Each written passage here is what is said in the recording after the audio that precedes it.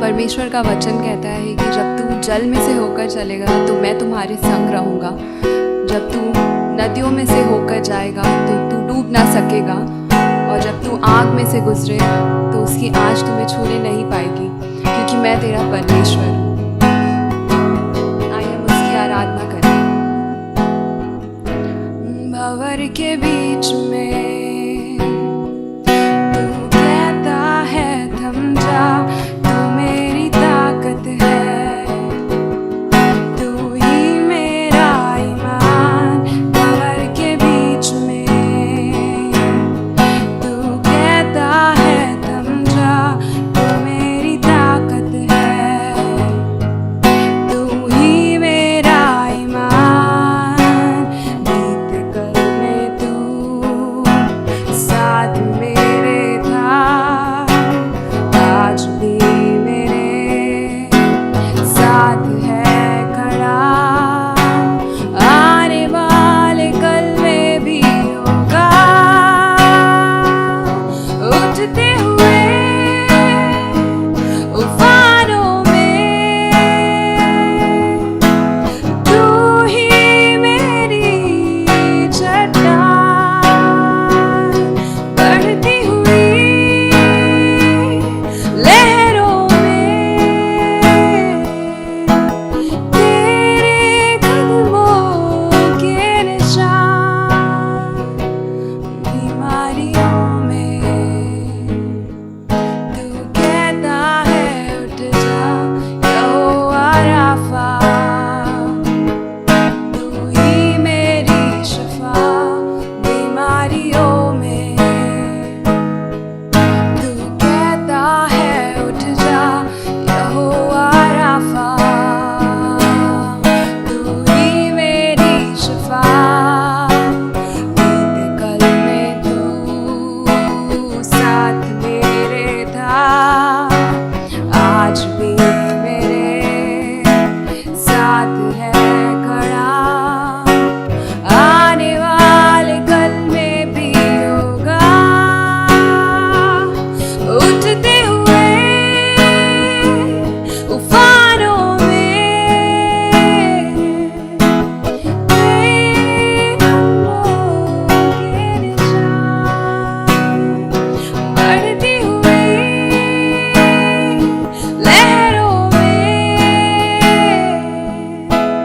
तेरे कदमों के निशान।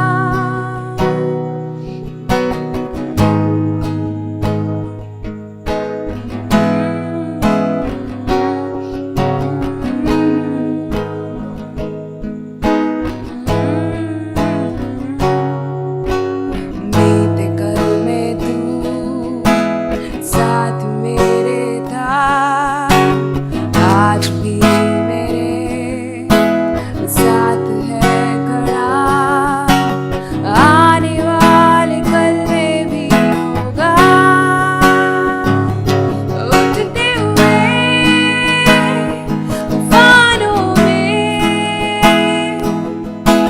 तेरे कदमों के निशान, बढ़ती हुई लहरों में तेरे कदमों के निशान। मेरे प्रियो, प्रभु यीशु मसीह के नाम में मैं आप सबों का स्वागत कर रहा हूँ। हर कोई जो आज के इस कार्यक्रम से जुड़े हैं, ये मेरी दुआ है कि परमेश्वर आज आपकी आत्मिक आंखें खोले और परमेश्वर के वचन के द्वारा जो है वो हमारी अगुवाई करे। परमेश्वर पिता का धन्यवाद हो कि अब तक हम लोग इफिसियों की पत्री उसके 4 अध्याय तक लगभग वचन व वचन हम लोगों ने अध्ययन कर लिया है, और अब हम 5वें अध्याय में आ गए हैं। और आज हम लोग 5वें अध्याय के 1 और 2 पद पर हम लोग आज मनन करेंगे। इफिसियों की पत्री उसका 5 अध्याय उसका 1 और 2 पद। आइए हम लोग इस वचन को हम लोग पढ़ें। इफिसी 5 अध्याय उसका 1 पद।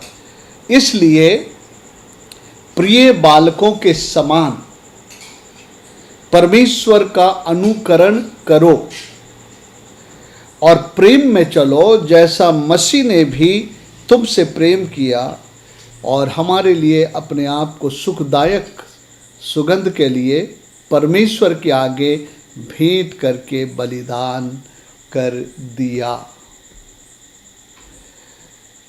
हिंदी का अनुवाद जब हम पढ़ते हैं तो उसमें लिखा है, प्रिय बालकों के समान परमेश्वर का अनुकरण करो। परमेश्वर का अनुकरण करो का मतलब क्या है? इसका मतलब ये है, जो परमेश्वर करता है, जो परमेश्वर सोचता है, जो परमेश्वर करता है, वैसा ही तुम भी करो। यहाँ पर अनुसरण करने का मतलब, कभी कभी ऐसा लगता है कि मैं उसका अनुसरण करता हूँ और उसके पीछे चलता हूँ, उसकी बातों के अनुसार करता हूँ। सो यहाँ पर परमेश्वर का अनुकरण करो प्रिय बालकों के समान। यहाँ पर किसी अनुवाद में be ye therefore follower of God लिखा है, लेकिन वो अनुवाद इतना जो है सटीक नहीं है। लेकिन दूसरे कई अनुवाद है जो अंग्रेजी में, वो कहता है बी ई इमिटेटर्स ऑफ गॉड। इमिटेट करना हम लोग सब जानते हैं।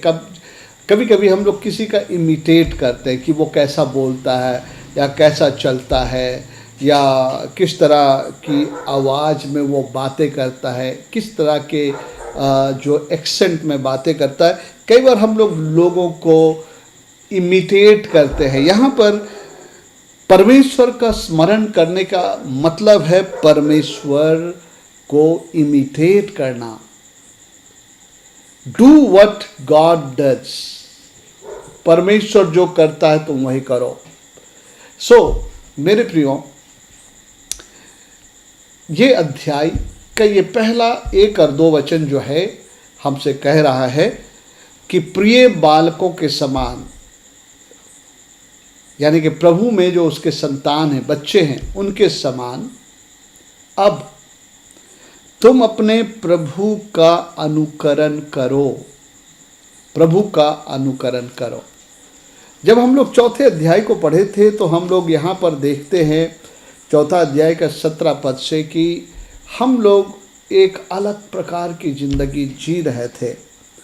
हमारी बुद्धि अंधेरी हो गई थी और हम हर प्रकार के सुन्न होकर लुचपन में लग गए थे कि गंदे काम लालसा से किया करे। हमारा जीना, हमारा सोचना, हमारा काम करने का एक अलग ही तौर तरीका था। लेकिन अब ये बतला रहा है कि हम जब उनके संतान बन गए हैं तो बोलता प्रिय बालकों के समान अपने परमेश्वर का अनुकरण करो। अब हमको परमेश्वर का अनुकरण करना है, यानी परमेश्वर जैसा करता वैसा हमें करना है। अंग्रेजी का शब्द बड़ा सटीक है, बी इमिटेटर्स ऑफ गॉड, मतलब इमिटेट करना, जैसा वो करेगा वैसा हम करें। ओके, जब हम लोग छोटे थे तो हमें ड्रिल करना नहीं आता था, तो इसलिए हमको स्कूल में एक फ्रंट लाइन में एक लड़का खड़ा रहता था जो पूरे ड्रिल को जानता था और वो सारे ड्रिल को एक्ट करता था। जब वो हाथ सामने करे तो हम लोगों को भी हाथ सामने करना पड़ता था। जब वो हाथ ऊपर करे तो हम लोग भी हाथ ऊपर कर देते थे। जब वो अपने हाथ को दाहिने इस तरह से फैलाता, हम इस तरह से कर लेते। जब वो नीचे गिराता तो हम उसे गिरा देते थे। सो हम लोग इमिटेट करते थे एक लीडर को। मेरे प्रियो, यही है मतलब। इसलिए प्रिय बालकों के समान परमेश्वर का अनुकरण करें। अब हम जिसका संतान बन गए हैं, जिसे हम ग्रहण कर लिए हैं, मेरे प्रियो, अब हमें उसका अनुसरण करना, उसका नकल करना है। यानी कि एक दिखावे के तौर पे नहीं, लेकिन दिल की गहराई से वो जैसा है वैसा हम भी करें, वैसा हम भी बने। यह है उद्देश्य। वचन में लिखा है, इसलिए प्रिय बालकों के समान परमेश्वर का अनुकरण करो। मेरे प्रियो, क्या आपने परमेश्वर को देखा है? क्या परमेश्वर को आपने कुछ करते देखा है? क्या उसको जाना है कि आप उसको इमिटेट करें? मेरे प्रियो, बाइबल बताती है कि परमेश्वर को किसी ने नहीं देखा, लेकिन फिर भी उसने अपने आप को प्रकट किया है अपने पुत्र में। आइए हम लोग यूहन्ना की किताब में पढ़ते हैं। अब हम कैसे परमेश्वर का अनुसरण करें? आप जिसको देखेंगे उसी का तो अनुसरण करेंगे, उसी को आप फॉलो करेंगे, उसी का आप नकल करेंगे। लेकिन जिसे आपने नहीं देखा, आप कैसे उसको आप जो है नकल करेंगे या आप उसका अनुसरण करेंगे? इसलिए देखना जरूरी है। आप जिसको इमिटेट करना चाहते हैं उसको आपको देखना और सुनना जरूरी है। हम लोगों ने, किसी ने परमेश्वर को नहीं देखा है, बाइबल भी यही बतलाता है। लेकिन परमेश्वर ने अपने आप को बिना प्रकट किए हुए भी नहीं रखा। ओके, आइए यूहन्ना रचित सुसमाचार उसका 1 अध्याय जब हम लोग पढ़ते हैं, उसमें इस प्रकार से लिखा है 18 पद में, परमेश्वर को किसी ने कभी नहीं देखा। मैंने क्या कहा? किसी को इमिटेट करने के लिए आपको उसे देखना जरूरी है, उसे सुनना जरूरी है, ताकि आप उसको अनुसरण कर सके, उसी के जैसा आप कर सके। तो यह लिखा है, परमेश्वर को किसी ने कभी नहीं देखा। तो जब हमने उसे देखा ही नहीं, वो क्या है, वो कैसे हैं, वो कैसा बोलते हैं, वो कैसा चलते हैं, या वो कैसा व्यवहार करते हैं, तो फिर हम कैसे इमिटेट करें? यहाँ बहुत स्पष्ट लिखा है, परमेश्वर को किसी ने कभी नहीं देखा, एकलौता पुत्र जो पिता की गोद में है, उसी ने उसे प्रकट किया। यानी कि जिस परमेश्वर का अनुसरण हमें करना है, पिता परमेश्वर का अनुसरण करना है, उसको इमिटेट करना है, हम में से हर कोई को उसके विषय में पता है, और वो है यीशु मसीह। यीशु मसीह ने पिता को प्रकट किया है। बल्कि यूहन्ना 14 अध्याय उसके 9 पद में हम पढ़ते हैं कि यहाँ पर क्या कह रहा है। आइए हम लोग पढ़ते हैं। ओके, 8 पद से पढ़ते हैं। यूहन्ना 14 अध्याय 8 पद से, फिलिप्पुस ने उससे कहा, हे प्रभु, पिता को हमें दिखा दे, यही हमारे लिए बहुत है। यीशु ने उससे कहा, हे फिलिप्पुस, मैं इतने दिन से तुम्हारे साथ हूँ, और क्या तू मुझे नहीं जानता? जिसने मुझे देखा है उसने पिता को देखा है। तो क्यों कहता है कि पिता को हमें दिखा दे? जिसने मुझे देखा है उसने पिता को देखा है। इफिसियों की पत्री कहता है कि प्रिय बालकों के नाय परमेश्वर का अनुकरण करो।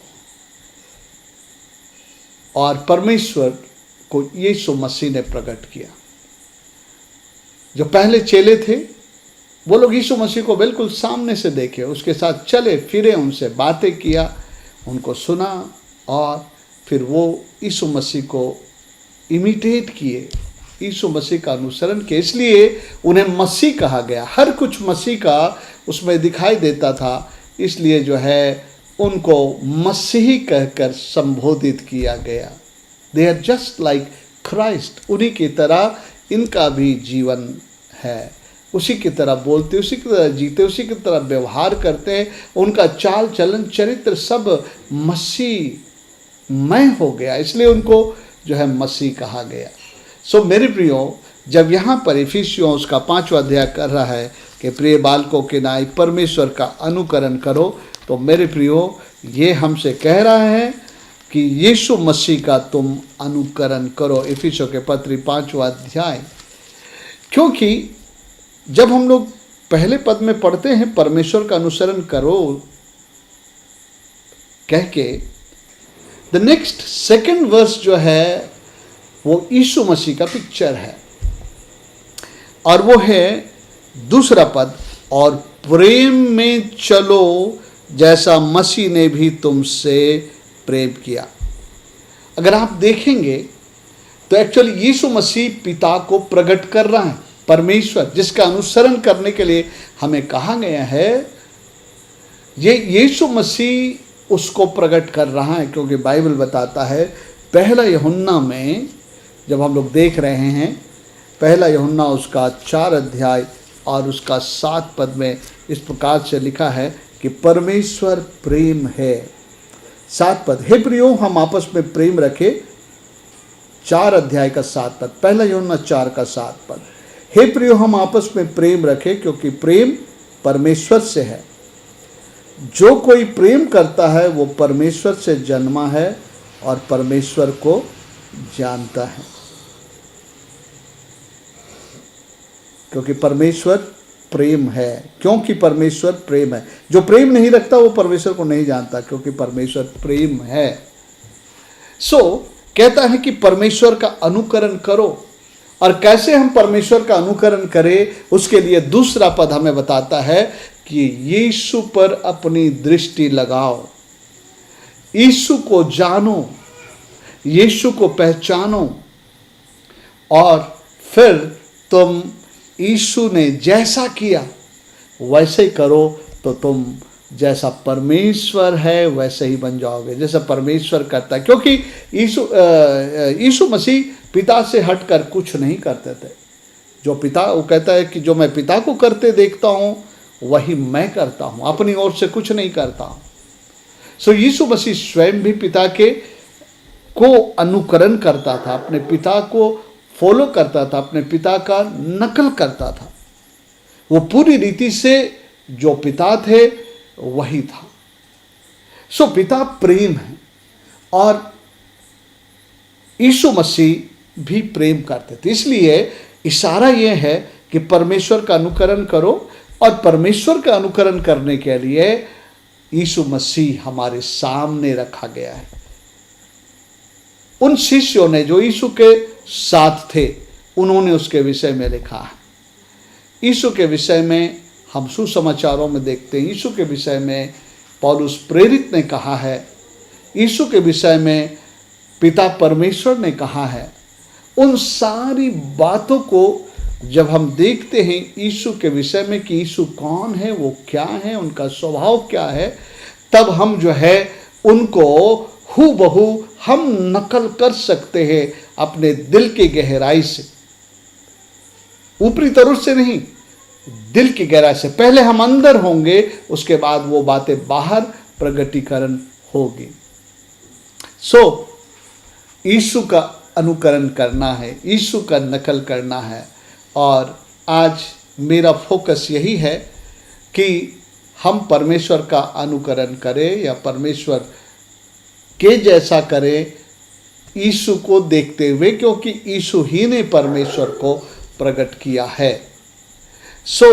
आज हम लोग यीशु के विषय में जानना चाहते हैं ताकि आप यीशु को इमिटेट करो। आप देखेंगे बाइबल में परमेश्वर जो हैं, जो उनका स्वभाव है, वो चाहते हैं कि उनके बच्चों के अंदर भी हो। अगर हम लोग साधारण तौर से भी अगर हम लोग देखें, सांसारिक तौर से भी बहुत बार लोग जो है हमारे बच्चों को देखते हैं और जो है कहते हैं कि बिल्कुल पापा के जैसा है, बिल्कुल मम्मी के जैसा है, बिल्कुल उसकी तरह चलता है, उसकी तरह बोलता है या उसकी तरह बिहेव करता है। मतलब हमारे बच्चों का जो उद्गम हमसे हुआ, उसका गुण और उसका स्वभाव, उसका चरित्र हमारे द्वारा उसमें जो है प्रवाह होता है। उसी रीति से हम जो परमेश्वर के आत्मिक संतान हैं, अब परमेश्वर के गुण और स्वभाव हम पे प्रकट होना चाहिए। आप देखेंगे बाइबल में परमेश्वर जो कुछ है वही हमारे अंदर देखना चाहते हैं। जब हमारी आत्मिक संरचना की बात बाइबल करता है तो वहाँ पर वो कहता है, आइए हम लोग इसको पढ़ चुके हैं, उसके इफिसियों की पत्री और उसका 4 अध्याय में जब हम पढ़ते हैं तो 4 अध्याय में एक पतित स्वभाव, चाल चलन, चरित्र के बारे में हम देखते हैं। लेकिन जो लोग मसीह को ग्रहण कर चुके हैं उनके लिए परमेश्वर एक आत्मिक संरचना की बात करता है। और आइए उसको हम लोग यहाँ पर पढ़ते हैं। इफिसियों के पत्र 4 अध्याय हम लोग पढ़ चुके हैं। यहाँ हम लोग यहाँ से पढ़ते हैं 20 पद से। 20 पद के आगे लिखा है, पतित इंसान का जीवन और चाल और चलन और चरित्र, सोच और विचार। 20 पद से लिखता है, पर तुमने मसीह की ऐसी शिक्षा नहीं पाई। ये पौलुस लिख रहा है, वरन तुमने सचमुच उसी की सुनी और जैसा यीशु में सत्य है उसी में सिखाए गए हो कि तुम पिछले चाल चलन के पुराने मनुष्यत्व को, वो कैसा है जो भरमाने वाले अभिलाषाओं से भ्रष्ट होता जाता है, उतार डालो। एक भ्रष्ट स्वभाव, सोच, विचार, हर कुछ भ्रष्ट है। हमारा देखना भ्रष्ट है, बोलना भ्रष्ट है, विचार भ्रष्ट है, व्यवहार भ्रष्ट है। ये हमारा, लेकिन बोलता है मसीह यीशु में जो है तुमने ऐसी शिक्षा नहीं पाई, बोला उसको उतार डालो। और 23 पद में लिखता है, और अपने मन के आत्मिक स्वभाव में नए बनते जाओ और नए मनुष्यत्व को पहलो। ये नई संरचना की बात कर रहा है। प्रभु में होने के बाद जो हमारे अंदर एक संरचना होनी चाहिए उसके बारे में कह रहा है कि और नए मनुष्यत्व को पहन लो, जो, ध्यान दीजिएगा मेरे इस वचन पर, ओके, जो परमेश्वर के अनुरूप। अनुरूप का मतलब होता है बिल्कुल जैसा परमेश्वर में है वैसा ही अनुरूप, ओके। और नए मनुष्यत्व को पहन लो जो परमेश्वर के अनुरूप, और वो क्या है, सत्य की धार्मिकता और पवित्रता में सिरजा गया है। सत्य की धार्मिकता, परमेश्वर सत्य है, परमेश्वर धर्मी है और परमेश्वर पवित्र है। सत्य की धार्मिकता और पवित्रता में सिरजा गया है। अब हमारा जो है जीवन बिल्कुल परमेश्वर के अनुरूप होना चाहिए। जब हमने मसीह को ग्रहण कर लिया प्रभु करके, अब हम प्रभु के हो गए हैं, तो अब जो है हमारा जीवन परमेश्वर के अनुरूप होना। यहाँ जो पौलुस कह रहे हैं कि परमेश्वर का अनुसरण करो, उसका मतलब बिल्कुल अब तुम्हारा जीवन परमेश्वर के अनुरूप हो। पहले तुम आदम के अनुरूप थे, आदम का स्वभाव तुम में था, लेकिन अब तुम परमेश्वर के अनुरूप हो जाओ। देखिएगा, परमेश्वर जो हैं वही हमसे डिमांड करते हैं। जब हम लोग पहला पत्रस उसका 1 का 14-15 पद को हम पढ़ते हैं तो आप देखिए यहाँ पर परमेश्वर जो है वही वो चाह रहा है कि हम और आप बने, बिल्कुल वैसा ही करे, ओके। सो पहला पत्रस उसका 1 अध्याय 14-15 पद में जब हम पढ़ते हैं उसमें इस प्रकार लिखा है, सुनिए इसको, 1 का 14-15 पद, आज्ञाकारी बालकों के समान अपनी अज्ञानता के समय की पुरानी अभिलाषाओं के सादृश ना बनो। कह रहा पहले तुम पुरानी अभिलाषाओं में जीते थे, लेकिन अब आज्ञाकारी बालक, परमेश्वर के आज्ञाकारी बच्चे होने के नाते अब तुम उनके सादृश ना हो, पर जैसा तुम्हारा बुलाने वाला पवित्र है वैसा ही तुम भी पवित्र बनो। अपने सारे चाल चलन में पवित्र बनो, क्योंकि लिखा है पवित्र बनो क्योंकि मैं पवित्र हूँ। परमेश्वर का अनुकरण का अर्थ ये है, परमेश्वर जो हैं वो वही हम भी करें, परमेश्वर का अनुकरण करें, परमेश्वर को इमिटेट करें। वो पवित्र है तो मैं पवित्र हूँ, वो सत्य है तो मैं सत्य हूँ, वो धर्मी है तो मैं धर्मी बनूँ। मेरे प्रियो, ये है परमेश्वर का अनुकरण करना। और परमेश्वर का अनुकरण करना हमें यीशु में जो दिखाई देता है उसी को जब हम धारण करते हैं, उसी को जब हम जब क्रिया रूप में हम उसको जीते हैं, तो एक्चुअली हम लोग परमेश्वर का अनुकरण कर रहे हैं। लेकिन अगर वो बातें जो यीशु मसीह के जीवन में देखा गया, जिसने पिता को प्रकट किया, अगर उसकी बातें अगर हमारे जीवन में नहीं है तो हम परमेश्वर का अनुकरण नहीं कर रहे, हम धोखे में हैं। हमको लग रहा है कि हम प्रभु यीशु मसीह के अनुयायी हैं या पिता परमेश्वर का अनुकरण करने वाले हैं, लेकिन वास्तविकता में हम जो है परमेश्वर के जो है अनुसरण करने वाला नहीं हुए। याद रखिए, वही लोग परमेश्वर के राज्य के भागीदार होंगे जो परमेश्वर का अनुकरण करते हैं। परमेश्वर जो है वही वो जो है अपने जीवन के लिए स्वीकारते हैं, और जो परमेश्वर नहीं है और वो हमारे जीवन में है, परमेश्वर जो नहीं है वैसी बात है हमारे जीवन में, तो हम उसको अपने जीवन से दिन प्रतिदिन अलग करते जाएं। हमारे लिए इशारा है, परमेश्वर का अनुकरण करो। कैसे? प्रेम में चलो जैसे मसीह ने भी तुमसे प्रेम किया, और अब हमारे लिए अपने आप को सुखदायक सुगंध के लिए परमेश्वर के आगे भेंट करके बलिदान कर दिया। Praise the Lord. इशारा बिल्कुल स्पष्ट है। यीशु को देखो, यीशु को समझो, और यीशु जो किया वही करो, तो तुम मेरा अनुकरण करोगे। पौलुस कहता है, अगर तुम यीशु के अनुसार करोगे तो तुम जो है परमेश्वर का अनुकरण करोगे, क्योंकि परम पिता को किसी ने नहीं देखा, लेकिन पुत्र यीशु ने उसको प्रकट किया है।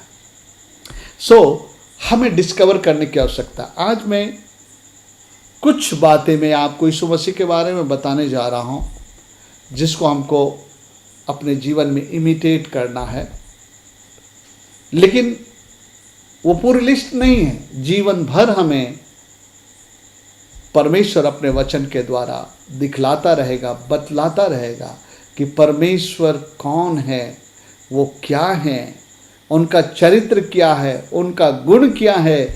और परमेश्वर यही अपेक्षा करता है कि अब मेरे जीवन में दुनिया को परमेश्वर दिखाई दे, परमेश्वर का स्वभाव दिखाई दे। परमेश्वर के दो स्वभाव हैं। एक है जो ईश्वरत्व के गुण और स्वभाव, जिसमें परमेश्वर सर्वशक्तिमान है, सर्वज्ञानी है, सर्वत्र उपस्थित है, ये सब गुण आता है, वो केवल परमेश्वर के लिए है। लेकिन जो परमेश्वर के अंदर में जो दूसरे गुण हैं, जिसको परमेश्वर के चारित्रिक गुण कहते हैं, उन गुणों को हमारे जीवन में ट्रांसफ़र किया जा सकता। वो गुण हमारे जीवन में स्थानांतरित होते हैं जब हम परमेश्वर के साथ रिश्ते में आते हैं, परमेश्वर के बातों को समझते हैं, उनको लेने लगते हैं, तो वो ईश्वरीय स्वभाव और गुण हमारे जीवन में आने लगते हैं। मेरे प्रियो, प्रभु को जीवन देने के बाद हमारे जीवन के अंतिम श्वास तक इसी प्रक्रिया में हमें जीने की आवश्यकता है। बड़े लगन से अपने प्रभु को जानकर, समझकर, उनके स्वभाव, चरित्र और गुणों को धारण करते जाना है। जब आप पहला पत्रस 2:9 को पढ़ते हैं तो उसमें लिखा है कि तुम एक चुना हुआ वंश, राजपदधारी, याजकों का समाज और परमेश्वर के निज प्रजा हो, परमेश्वर के पवित्र प्रजा हो, निज प्रजा हो, जिसने तुम्हें अंधकार में से ज्योति में बुलाया है, उसके गुणों को प्रकट करो। जिसने तुम्हें बुलाया है उसके गुणों को प्रकट करो। Let the world see the nature of your God. अपने परमेश्वर के स्वभाव और गुणों को परमेश्वर चाहता है कि हम लोग अपने जीवन से हम लोग प्रतिबिंबित करें। लोग हमारे द्वारा उस परमेश्वर को जानने लगे। तो मेरे प्रियो, आइए हम लोग यीशु मसीह के बारे में हम लोग देखते हैं और यीशु मसीह से सीखते हैं कि परमेश्वर कौन है, परमेश्वर क्या है, परमेश्वर का स्वभाव क्या है, परमेश्वर का गुण क्या है। आज हम लोग कुछ एक बातों को यीशु के जीवन से डिस्कवर करेंगे और फिर यीशु के उन बातों को हम अपने जीवन में लेंगे ताकि हम लोग पिता परमेश्वर का अनुकरण करें, क्योंकि यीशु ही पिता परमेश्वर को प्रकट किए हैं। और यीशु जो भी हैं, जो कुछ करते हैं, वो सब कुछ वो बिल्कुल पिता के अनुरूप करते हैं। और हम लोग भी प्रिय बालकों की नाई अब हम और आप भी यीशु मसीह के अनुरूप बने, ताकि हम लोग परमेश्वर के अनुकरण करने वाले बने और हम धोखा नहीं खाएं, हम अपने जीवन में बहुत ही अच्छी रीति से अपने प्रभु का अनुकरण कर सके। सो आइए हम लोग कुछ बातों को देखेंगे प्रभु यीशु मसीह के बारे में, और जो है प्रभु यीशु मसीह के वो गुण परमेश्वर के गुण हैं, और हम उसको धारण कर ले और हम उसमें चलें। जब हम लोग उन गुणों को अध्ययन करेंगे ना, आपको समझ में आएगा कि ये यीशु के ये गुण मेरे जीवन में नहीं है। बहुत सारे गुणों में आपको एहसास हो जाएगा कि मैं यीशु के उन गुण और स्वभाव, चाल चलन और चरित्र में मैं कम पड़ गया हूँ, या मैं I am coming short of those nature of Christ. और हमारा एक ही उद्देश्य होना चाहिए, अब मुझे ये करना है, क्योंकि जब मैं यीशु के उन बातों को लूँगा तभी मैं परमेश्वर का अनुकरण करने वाला बनूंगा। सो आइए हम लोग यीशु के बारे में पढ़े। अभी अगर जब मैं आपसे कहूँ, अगर यीशु के बारे में आप सोचे, तो आपको कुछ ना कुछ यीशु के बारे में आपको समझ में आएगा, और जो है आप उन बातों से आप जो है अपने बारे में भी सोच पाएंगे कि अगर आप वैसा है या नहीं है। आइए हम यीशु के बारे में कुछ बातों को ढूंढ के निकालें और हम लोग पढ़ें, और उससे हम लोग जानें कुछ बातों को, और हम लोग जो है यीशु का अनुकरण करें। नंबर 1 बात मैं प्रभु यीशु मसीह के बारे में बताना चाहता हूँ कि यीशु मसीह आज्ञाकारी थे, और अपने पिता की हर बात को वो माना करते थे। इवन अपने जो पृथ्वी के पिता थे यूसुफ, उसके अधीनता में भी वो अपने जीवन को बिताए थे। और बाइबल यीशु मसीह के बारे में एक बड़ी गवाही देती है कि वो मरणोपरांत आज्ञाकारी रहा। He was obedient till his death. मेरे प्रियो, क्या हम लोग अपने पिता के प्रति आज्ञाकारी हैं? आज्ञाकारिता एक बहुत ही जो है उम्दा पहचान है कि हम प्रभु से प्रेम करते हैं। यूहन्ना 14 अध्याय और उसके 21 पद में लिखता है, जिसके पास मेरी आज्ञा है और वह उन्हें मानता है, वही मुझसे प्रेम करता है, और जो मुझसे प्रेम करता है मेरा पिता उससे प्रेम करता है, और हम लोग अपने आप को उस पर प्रकट करेंगे। फिलिपियों की पत्री में हम लोग देखते हैं। आइए, यीशु के इस गुण के बारे में मैं कह रहा हूँ कि अपने पिता के अधीनता में रहा, जो है पृथ्वी के पिता थे, और परमेश्वर के अधीनता में भी रहा, और उसके हर आज्ञा का वो पालन करते थे। क्या हमारे विषय में भी यही है कि हम अपने प्रभु परमेश्वर, पिता परमेश्वर के आज्ञाओं का पालन करते हैं? आइए हम लोग पढ़ते हैं फिलिपियों के पत्री उसका 2 अध्याय में। यहाँ कई गुणों के बारे में लिखा है हमारे प्रभु यीशु मसीह के, लेकिन हमने सबसे पहली बात जो दिया, देखिए मसीह को जीवन देने के बाद हमारा जो विश्वास योग्यता अपने प्रभु के प्रति आज्ञा पालन से होती है कि मैं अपने प्रभु की बात को मानूंगा या नहीं मानूंगा, अपने प्रभु के बातों पे चलूंगा या उससे दाएं बाएं चलूंगा। आज्ञाकारिता हमें प्रभु के अधीनता, उसके आज्ञाओं बनाए रखता है। फिलिपियों के पत्री उसका 2 अध्याय 5 पद में कहता है, जैसा मसीह यीशु का स्वभाव था वैसा ही तुम्हारा भी स्वभाव हो। और मैंने यहाँ कई स्वभाव हैं, लेकिन मैंने सबसे पहले आज्ञाकारिता को मैंने रखा है, और 8 पद के आखिरी हिस्से में लिखा है। ओके, 8 पद का आखिरी हिस्से को पढ़ते, यहाँ तक आज्ञाकारी रहा कि मृत्यु, हाँ क्रूस की मृत्यु भी सह ली। Obedient till death.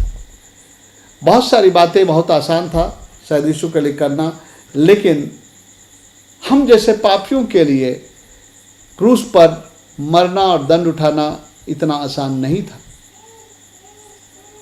उसने कोई पाप नहीं किया, कोई गुनाह नहीं किया, लेकिन हमारे गुनाहों के लिए उसे क्रूस पर जाना पड़ा। ये परमेश्वर की ओर से उसके लिए एक जो है जरूरी कार्य था जो उसे करना था, और इसको भी करने के लिए वो आज्ञाकारी रहा। सो आज्ञाकारिता, यीशु के जीवन में आज्ञाकारिता थी। क्या हम अपने प्रभु की आज्ञा मानने वाले हैं? बाइबल जो हमारे पास, जब उसे पढ़ते हैं, क्या उन आज्ञाओं का हम पालन करते हैं? आइए इसी में से अब हम लोग शुरू से पढ़ते हैं। 5वें पद में लिखा है, जैसा मसीह यीशु का स्वभाव तो वैसे तुम्हारा भी स्वभाव। 6 पद में, जिसने परमेश्वर के स्वरूप में होकर भी परमेश्वर के तुल्य होने को अपने वश में रखने की वस्तु नहीं समझा, वरन अपने आप को शून्य कर दिया और दास का रूप धारण किया। यीशु मसीह की एक खासियत थी, वो परमेश्वर के बराबरी में था, परमेश्वर के स्वरूप में होकर भी अपने आप को परमेश्वर के तुल्य रखने को अपने वश में रखने की वस्तु नहीं समझा।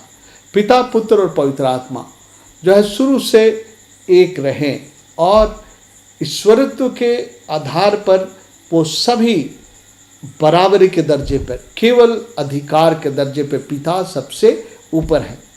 लेकिन बोलता है उसको अपने वश में रखने की वस्तु नहीं समझा, लेकिन उसने क्या किया? अपने आप को शून्य कर दिया, खाली कर दिया और दास का रूप धारण किया। बिकेम सर्वेंट, और मनुष्य के समानता में हो गया।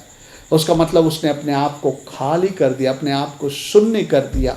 ये बिल्कुल प्राइड के उल्टा है। घमंड हमें अपने विषय में बहुत कुछ जो है कहता है कि आप ये हो, आप वो हो, आप दूसरों से अच्छे हो, आप बहुत ऊंचे ओहदे में पहुंच चुके हो, आपके पास बहुत पैसे, आपके पास बहुत बुद्धि, बहुत ज्ञान है, बाकी लोग कुछ नहीं हैं। मेरे प्रियो, घमंड हमेशा अपने विषय में ऊंचा सोचता है। लेकिन यीशु मसीह अगर घमंड करना चाहते तो कर सकते थे, क्योंकि वो परमेश्वर के स्वरूप और बराबरी में थे। लेकिन उसने अपने आप को शून्य कर दिया, अपने आप को खाली कर दिया और दास का रूप धारण किया। यीशु मसीह में कोई घमंड नहीं था, उसने अपने आप को शून्य कर दिया। वो जो कुछ थे उससे उसने अपने आप को शून्य कर दिया, बल्कि मनुष्य के समानता में बन गया और जो है वो जो है दास का रूप धारण किया। मेरे प्रियो, दास बनना इतना आसान नहीं है ना। हमारे पास ज़्यादा ये इच्छा रहती कि दूसरे लोग मेरी सेवा करें, दूसरे लोग, मैं बैठूं और सारे लोग मेरी सेवा करें। लेकिन आपको पता है यीशु मसीह ने क्या कहा? उसने कहा कि मैं इसलिए नहीं आया हूं कि मेरी सेवा टहल की जाए, बल्कि मैं सेवा करने के लिए आया। I have not come to be served, but I have come to serve. मेरे प्रिय, ये दासपन यीशु मसीह के जीवन में था। ये अगर हम अपने जीवन में लेते हैं तो मेरे प्रियो, हम परमेश्वर का अनुकरण कर रहे हैं, क्योंकि ये स्वभाव परमेश्वर के पास है।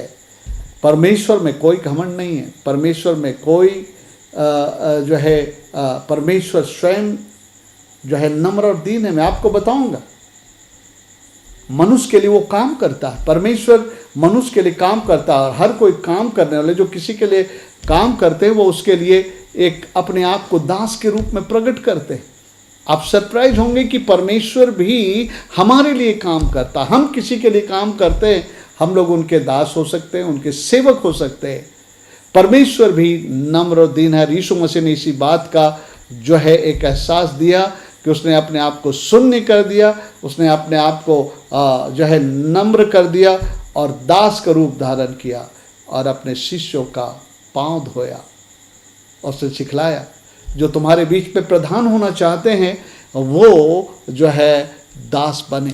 हम लोग जानते हैं, इन वचनों को मैं नहीं निकाल रहा हूँ। मत्ती सुसमाचार, यूहन्ना, आप जो सुसमाचार में इसको देख सकते हैं। जो तुम्हारे बीच में बड़ा होना चाहता है वो अपने आप को छोटा करे, अपने आप को दास का रूप धारण करे। सो मेरे प्रियो, क्या ये एटीट्यूड हमारे अंदर में है? क्या ये बात हमने यीशु मसीह से सीखा है? मेरे प्रियो, जब यीशु मसीह दास बन सकते हैं तो हम भी दास बन सकते हैं। दास दूसरे के लिए काम करता है। आइए मैं आपको एक वचन दिखाता हूँ कि परमेश्वर, पिता परमेश्वर भी अपने बाट जोहने वालों के लिए काम करता है। मैं उस वचन को ढूंढ लेता हूँ और मैं आपके लिए पढ़ना चाहता हूँ। जो लोग परमेश्वर की बाट जोहते हैं उसके लिए वो काम करता है। ओके, आइए मैं पढ़ रहा हूँ उस वचन को। यशायाह की किताब और 64 अध्याय उसका 4 पद। मैं भी यीशु मसीह के बारे में नहीं कह रहा हूं, मैं पिता परमेश्वर के बारे में कर रहा हूं, क्योंकि यीशु मसीह पिता परमेश्वर को प्रकट कर रहे हैं। और यहां पर लिखा है 4 पद में, क्योंकि प्राचीन काल ही से तुझे छोड़ कोई और ऐसा परमेश्वर ना तो कभी देखा गया और न कान से उसकी चर्चा सुनी गई, जो अपने बाट जोहने वालों के लिए काम करे, अपने बाट जोहने वालों के लिए काम करे।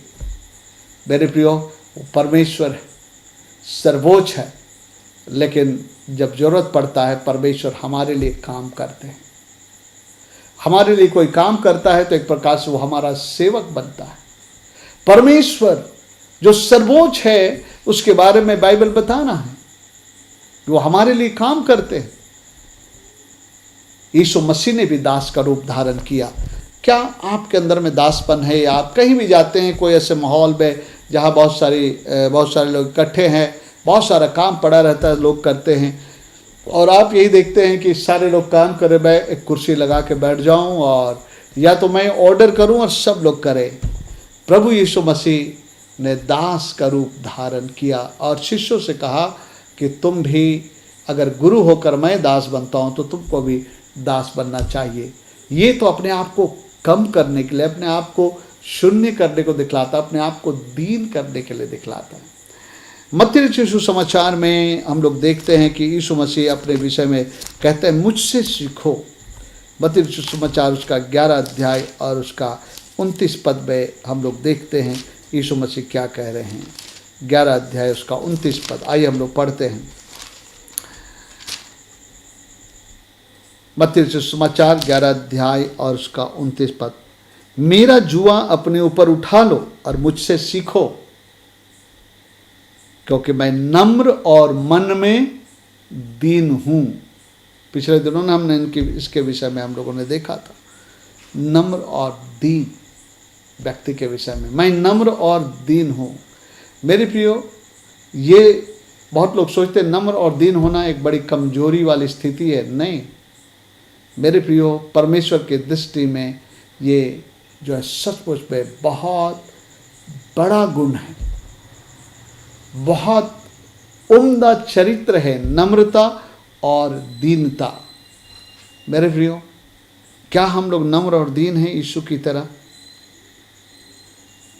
यीशु गाली सुनकर के गाली नहीं देता था, बल्कि अपने आप को प्रभु के हाथ में सौंपता था। पहला पत्रस 2 अध्याय में हम लोग देखेंगे, कई बार हम लोग आग बबूला हो जाते हैं। अगर कोई हमारे विषय में कुछ कहता है तो हम भी पलट कर उससे बहुत कुछ कहते हैं, और कभी कभी हम लोग जो है उन लोगों से उलझ पड़ते हैं। लेकिन यीशु के बारे में देखिए, सुनिए यीशु के बारे में। पहला पत्रस उसका 2 अध्याय में पढ़ता हूँ, 22 पद से पढ़ता हूँ। ना तो उसने पाप किया, ना उसके मुंह से छल की कोई बात निकली।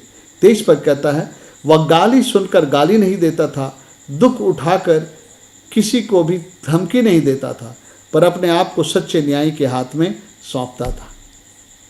देखिए आज के संसार में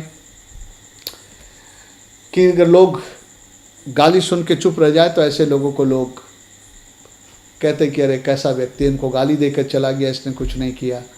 मेरे प्रियो, ये संसार की सोच है। परमेश्वर का सोच है, गाली देने वालों को गाली मत दो, श्राप देने वालों को श्राप मत दो, लेकिन आशीष ही दो। यीशु मसीह के बारे में लिखा, वो गाली सुनकर गाली नहीं देता था और जो है दुख उठाकर किसी को धमकी नहीं देता था। यह है परमेश्वर का स्वभाव, यह है परमेश्वर जिसका अनुकरण करने के लिए हमको बुलाया गया।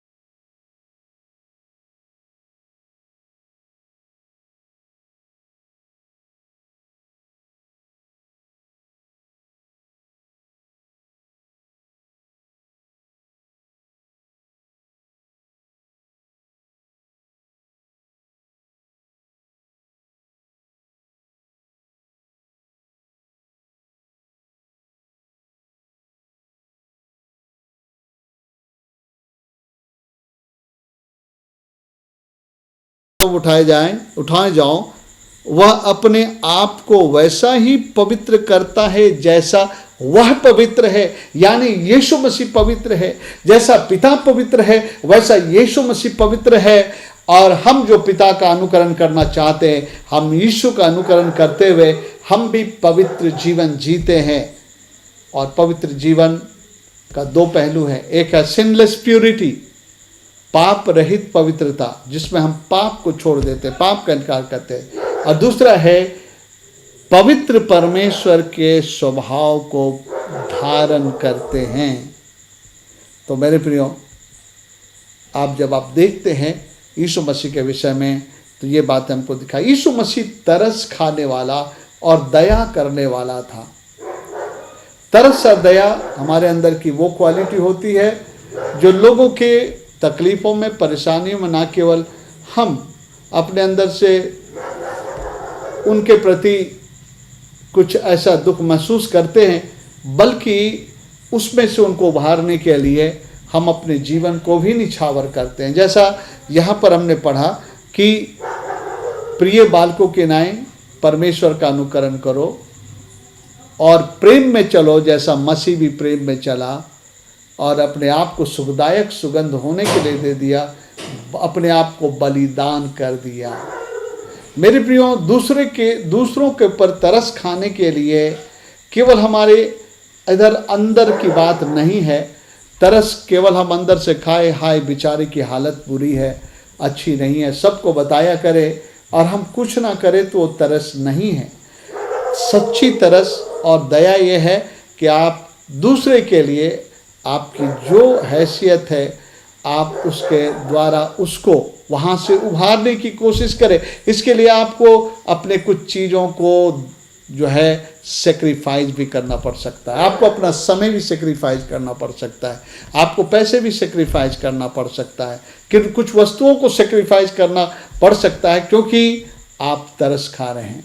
यीशु मसीह ने तो अपने आप को ही दे दिया। हम पर इतना तरस खाया कि उन्होंने अपने आप को बलिदान करके चढ़ा दिया, क्योंकि यीशु मसीह जो हम पर तरस खाया था कि ये लोग ऐसे भेड़ हैं जिसका कोई रखवाला नहीं है और ये लोग विनाश के लिए जा रहे हैं। केवल उसने तरस नहीं खाया, लेकिन हमको उसमें से उबारने के लिए अपना बलिदान दिया, ताकि उसी के बलिदान के द्वारा हमारा उद्धार हो सकता था, हमारा छुटकारा हो सकता था।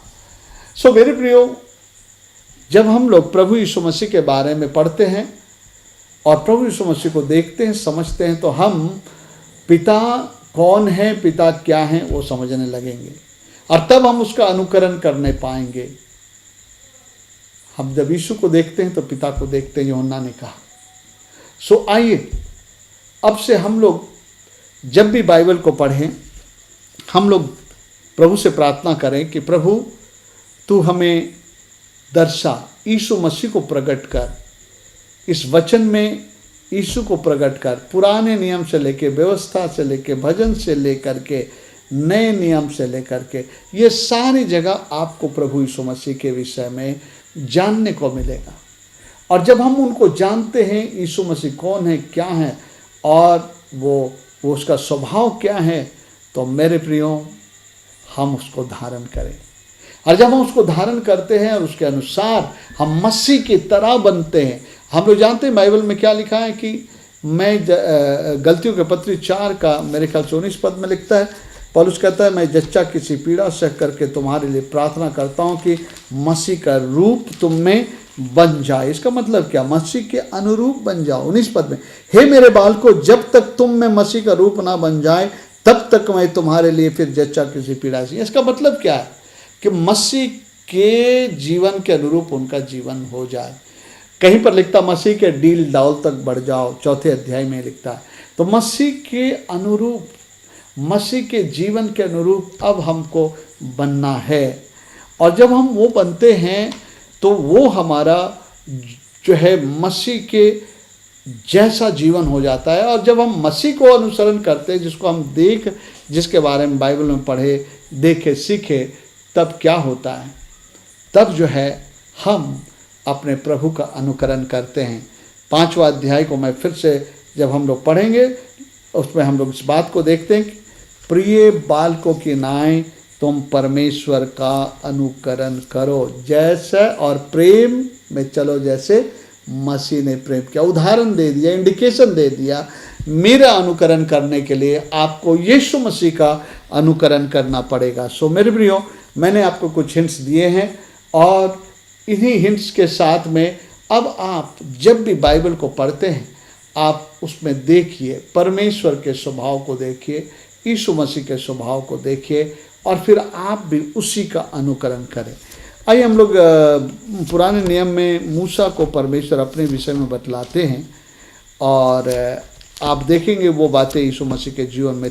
निर्गमन उसका 34 अध्याय, उसमें हम लोग पढ़ेंगे तो आपको दिखाई देगा कि परमेश्वर मूसा को प्रचार करता और अपने बारे में बताता है। तो ये परमेश्वर का स्वभाव है, और ये स्वभाव हम लोग यीशु मसीह में देखते हैं। ओके, आइए हम लोग पढ़ते हैं 34 अध्याय निर्गमन और 5 पद से। तब यहोवा ने बादल में उतरकर उसके संग वहाँ खड़ा होकर यहोवा नाम का प्रचार किया। यहोवा उसके सामने होकर यूँ प्रचार करता चला, यहोवा यहोवा ईश्वर दयालु। देख रहे हैं, दयालु और अनुग्रहकारी, कोप करने में धीरजवत, अति करुणामय, सत्य, 1000 पीढ़ियों तक निरंतर करुणा करने वाला, अधर्म और अपराध का क्षमा करने वाला। तो ये सारी चीज़ें, ये परमेश्वर का स्वभाव और गुण है जो प्रभु यीशु मसीह में हम लोग देखते हैं। और अब हमें यीशु मसीह के जैसा हमको चलना है, और जब हम ऐसा करेंगे तो इफिसियों 5 अध्याय का 1 पद जो है उसको हम लोग पूरा कर रहे हैं कि प्रिय बालकों के नाएं अपने परमेश्वर का अनुकरण करो। सो मेरे प्रियो, आज के लिए इतना ही है। अब मैं सोचता हूँ इतना काफ़ी है इस विषय को सोचने के लिए कि अब से आप इस बात को देखने की कोशिश करें कि बाइबल में परमेश्वर या यीशु मसीह के बारे में क्या बतलाया जा रहा है, और जो परमेश्वर हैं, जो सोचते हैं, जो करते हैं, वही हमें करना। आपको पता है परमेश्वर ने कहा कि मेरे विचार और तुम्हारे विचार में ज़मीन आसमान का फ़र्क है। सो हमें अपने विचार को परमेश्वर का विचार बनाना है। सो ये बाइबल को जब हम प्रार्थना पूर्वक पढ़ेंगे तो हमें पवित्र आत्मा प्रकट करेगा हमारा परमेश्वर कौन है, क्या है, यीशु मसीह कौन है, वो क्या है, पवित्र आत्मा कौन है, क्या है, वो सारी बातें जो है हमको अपने परमेश्वर का अनुसरण करने के लिए मदद करेगा। मेरे प्रियो, आइए हम अपने जीवन में निर्णय लें कि मैं अपने प्रभु का अनुकरण करूँगा। I will imitate my God. मेरे प्रभु जो कुछ हैं वही मैं करूँगा, मेरे प्रभु के जैसा ही मैं बनूँगा। और मेरे प्रियो, जब हम ऐसा करते हैं तो दिन प्रतिदिन हम बदलते जाते हैं, और परमेश्वर जो सिद्ध हैं उसकी सिद्धता की ओर हम लगातार बढ़ते चले जाते हैं। और जिस दिन हम यीशु मसीह को देखेंगे उस दिन बिल्कुल उसके जैसा हो जाएंगे। अभी तो कुछ त्रुटियां हैं जो दिखाई देती है, हम कोशिश करते हैं, सुधार भी लेते हैं, फिर कोई दूसरी नहीं दिखाई देती उसको सुधारते हैं, लेकिन जिस दिन हम लोग यीशु मसीह को देखेंगे बिल्कुल उसके जैसा हो जाएंगे।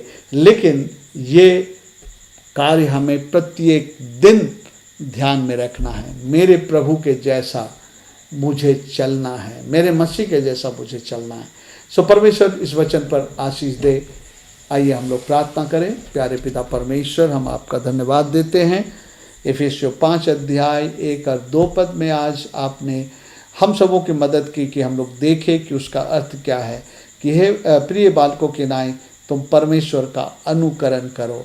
उसका क्या अर्थ है आपने समझाया, और आपने हमें बहुत अच्छी समझ दी है कि हम जो है यीशु को देखें, यीशु को जाने और यीशु के जैसा बने, तब हम प्रभु यीशु पिता परमेश्वर के अनुयायी अनुकरण करने वाले बन सकेंगे। सो मैं प्रार्थना करता हूँ हर व्यक्ति को प्रभु तो ऐसी अनुग्रह दे कि हम सभी लोग तेरा अनुकरण करने वाला बन जाएं और आपकी महिमा कर सकें। ये प्रार्थना यीशु मसीह के नाम में मांगता हूँ, सुनिए और दया से ग्रहण करिए प्रभु जी। आमीन आमीन। प्रभु आप सबों को आशीष दे।